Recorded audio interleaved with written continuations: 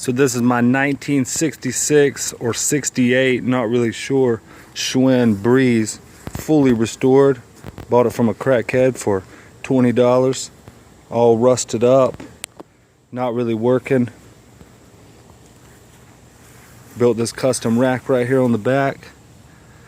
Got all the rust off of it, brand new tires, brand new tubes, brand new greased up chain.